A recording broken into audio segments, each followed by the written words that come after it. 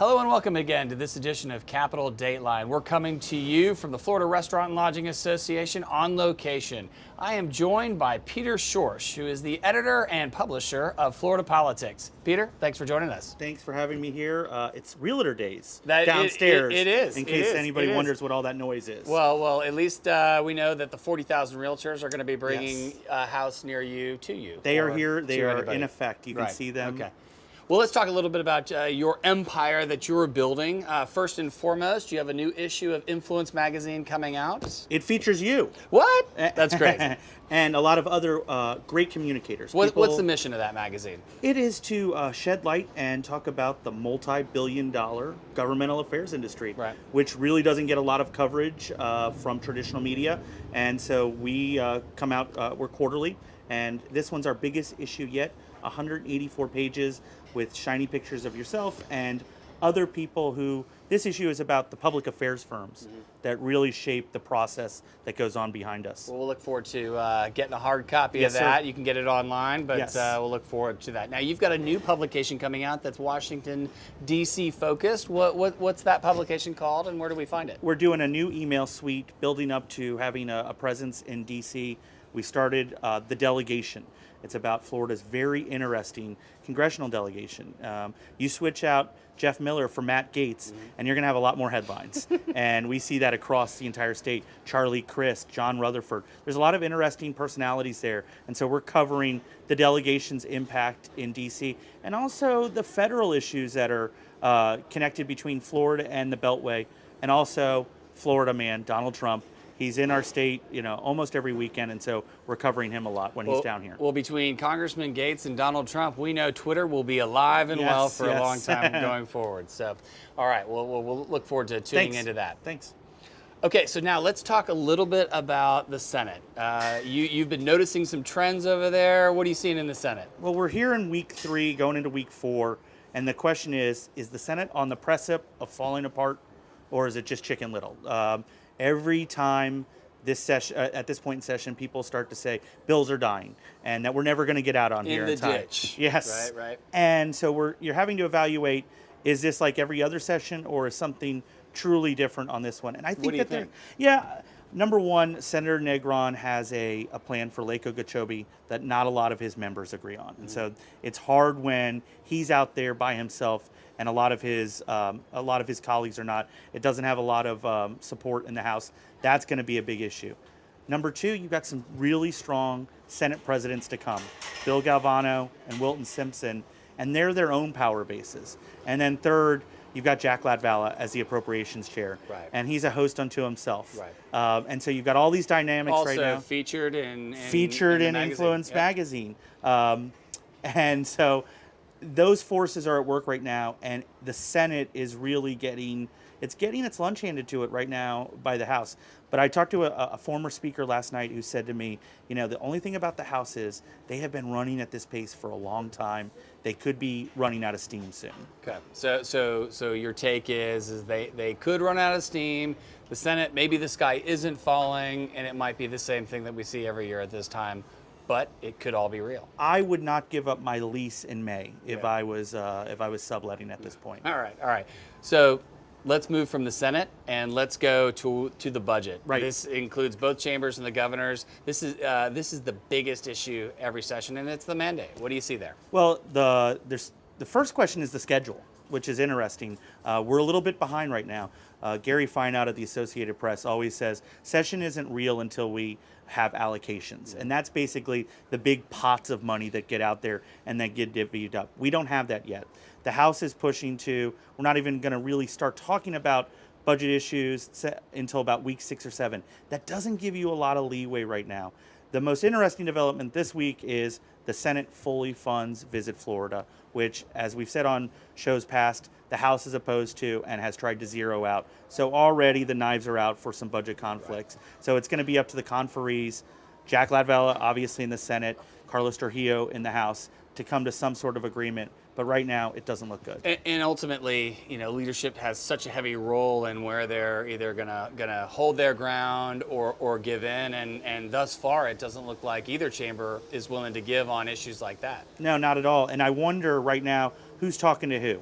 I mean, obviously there isn't a lot of discussion out in the public, but is Chief of Staff to Richard Corcoran, Matt Ball, talking to his counterpart in the Senate? Are some members below the leaders, are they talking to each other? Somebody go talk to somebody right now is what you want to happen, so that some peace can get out, or otherwise, get ready for July 4th fireworks, because they're going to be here that long. All right, well, buckle up. We'll pay attention to that, and look forward to Sunburn talking about the budget as well. Thank you. Okay, so let's look at the next issues. So we're up here for very important policy, but certain folks in the Capitol have said that they're focused maybe not on the most important issues. What's going on there on some possibly diversionary issues that are being addressed? Well, Senator Rene Garcia got up and he spoke truth. He said, why are we focused on issues like liquor walls and beer glasses and lottery tickets when we should be talking about juvenile justice, healthcare, and these big ticket items that have really been ignored this session? It turned a lot of heads last week that it's definitely worth going back and watching. So what we've really seen is just some very small issues passed, like a liquor wall, which would allow you to get the Wheaties and the whiskeys in the same place. A lot of vice conversations. We've talked about it before. We've seen a lot of themes like that, but these healthcare and childcare issues aren't getting brought up. Let's go back to beer glasses and talk about one of those. Let's talk about the important issues. So beer glasses are not what we grew up thinking of as glasses when you're... You did not want to wear your beer glasses. Correct. What are they talking about there? Believe it or not, the legislature has control over the number of beer glasses with, like let's say Budweiser, that distributors are allowed to give out to bars and stores. And the thinking is that Anheuser-Busch would flood the market and all you would see is Budweiser mugs. Well, that keeps out the craft brewers, which have a big presence up here in Tallahassee. I didn't know that this was an issue, but evidently this is going to become one of the big food fights of the 2017 legislative session, is whether or not you can drink out of a mug that doesn't say Budweiser on it. All right, so let's move away from the alcohol conversation. Let's go to a legitimately encompassing issue. It affects everyone at a gas station, to Publix, to a casino, and that's the Seminole Gaming Compact. Right. Where does that stand? And do we forge a deal going forward with the Seminoles? Where are they on all of this? All right, so what the Seminole tribe wants is the ability to bond out to build bigger hotels, to compete with Las Vegas, Macau, etc. They can't do that if they don't have a long-term compact. The banks aren't going to give them that money. They don't need the compact for the money's sake. The money that they pay in is a drop in the bucket in their revenues. What they need is the long-term stability. So right now, yesterday, as we film here, they're saying, hey, we're getting to the point where we're fed up. We might cut off the money that we're doling in. Because right now the compact, even though it doesn't exist, the tribe is still putting the money into escrow, basically. And they're starting to say, wait a second, we might not even do that. You guys need to come to the bargaining table. Gambling is one of these issues right now. It's being decided by judges and bureaucrats. It really should be decided by lawmakers, but it's the problem of the thirds. Right. A third of the legislature doesn't agree with the other two-thirds. You have anti-gambling forces, some gambling forces, and full-on gambling forces, and two always beats one, and that's why you never see any progress. Well, okay, so we look at gambling, we look at these major healthcare issues, childcare issues, the budget, and we're at the third, fourth week of session right now, and we're on the clock. I mean, how much time will the legislature have to actually get these things discussed, ruminated on, and passed? I mean, what are you seeing as far as the time crunch that we're under, or do you just think it all goes to a special session? Well, I mean, let's remember what's also coming up. You've got Easter. You've got Passover. That knocks you out. So right now we're in week 3 going into week 4. A week there will be lost. And so we need to get some momentum here in weeks 4 through 6, or otherwise that last week is going to look very bad.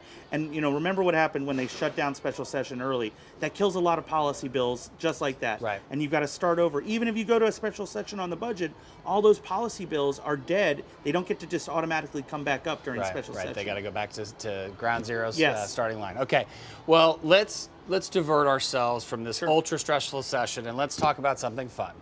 What does Peter Schorsch stream when he wants to divert his attention and entertain himself? What are you streaming right now? What are you looking at? Right now, I just got done watching Dave Chappelle's new comedy special On Netflix. On Netflix. Yes. And he brought it. He did. It was so Okay. good seeing him Haven't back. caught it yet. Gonna need to catch His it for voice sure. has changed. He's more mature, and it was jaw-dropping funny. Which has Amy Schumer's new streaming video on Netflix, and I'm a huge Amy Schumer fan. It wasn't that good. Yeah. So Chappelle's back, Schumer's down right now. All right. So we've got the over/under on the Comedy Central Yes. scenario. Okay, so let's look a little bit at the tournament. Do you have a bracket? Is it busted? Who you rooting for?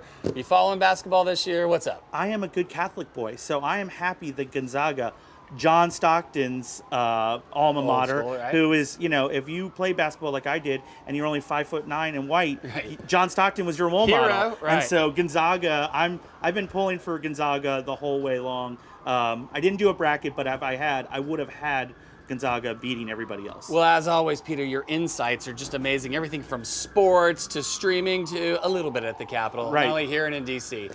Thanks for joining us, Thanks Peter. for having me. Appreciate it.